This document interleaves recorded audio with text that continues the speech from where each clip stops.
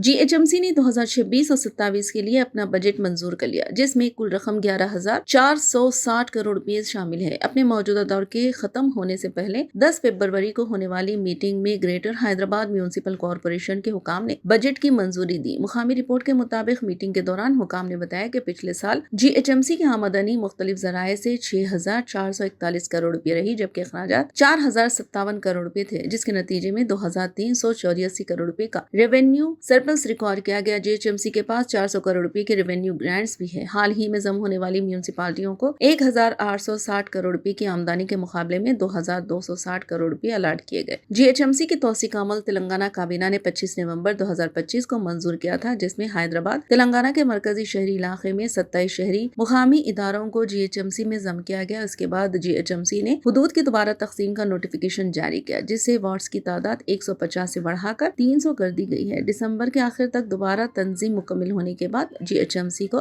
12 इंतजामी Jones और 60 circles में तकसीम किया गया, जिससे ये मुल्क की सबसे बड़ी म्यूनिसिपल कॉरपोरेशन बन गई। ताहम तवक्को की जा रही है कि अपने मौजूदा दौर के खत्म होने के बाद GHMC को 3 कॉरपोरेशंस में तकसीम किया जाएगा, हैदराबाद, साइबराबाद और मलकाजगिरी। इस फैसले से शहरी गवर्नेंस और इंतजामी कामों पर असर पड़ने की भी तवक्को है।